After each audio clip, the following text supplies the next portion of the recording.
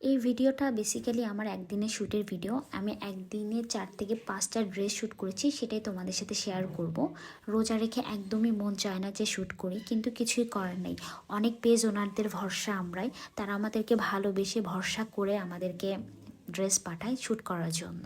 তো আমরা যদি তাদের কাজ পেন্ডিং রাখি তাহলে তাদের সেল কিভাবে হবে, আর তার বিজনেসই বা করবে কীভাবে। উপরে উপরে দেখানো জিনিস দেখে মানুষ কতই না সমালোচনা করে, কিন্তু ভেতরের খবর কয়জন রাখে। আমার এই যাত্রা এই পর্যন্ত আসা এত সহজ ছিল না। কতটা স্ট্রাগল করতে হয়, কতটা খাটাখাটনি করতে হয় শুধু আমরাই জানি। রোজা রেখে কতগুলা শ্যুট করতে হয় একদিনে, ড্রেস থেকে শুরু করে ব্যাগের শ্যুট করতে হয়, কিছুই তো অনেক কষ্ট করতে হয়, তাই না?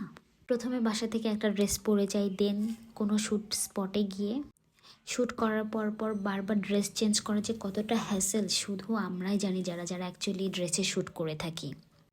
শুধু ড্রেস না, আমি সেদিন মোটামুটি 4-5টা ড্রেসে শ্যুট করেছি, অ্যান্ড সবগুলোই সুতি কটনের ড্রেস ছিল, এই জন্য আমার খুব একটা হ্যাসেল নিতে হয় নাই। কিন্তু আমার যখন শাড়ি শ্যুট থাকে আমার খুবই প্যারা লাগে। আমি শাড়ি শ্যুটও আপনাদের সাথে শেয়ার করবো ইনশাল্লাহ। অ্যান্ড আমার সেদিন ব্যাগের শ্যুটও ছিল, আমি মোটামুটি 4টা ব্যাগে শ্যুট করেছি, 4টা ড্রেসে শ্যুট করেছি। অ্যান্ড এই ড্রেসটা আমার খুবই ভালো লেগেছিলো। আর হ্যাঁ, অনেক আপুরাই আমাকে জিজ্ঞেস করে, আপু তুমি কোন পেজ থেকে এই ড্রেসগুলো নিয়েছো, আমাকে একদম মাথা পাগল করে ফেলে। তো আমি ড্রেসের পেজও মেনশন করে দিব, ব্যাগের পেজও মেনশন করে দিব, তোমরা চাইলে সেখান থেকে অর্ডার করে নিয়ে নিতে পারো।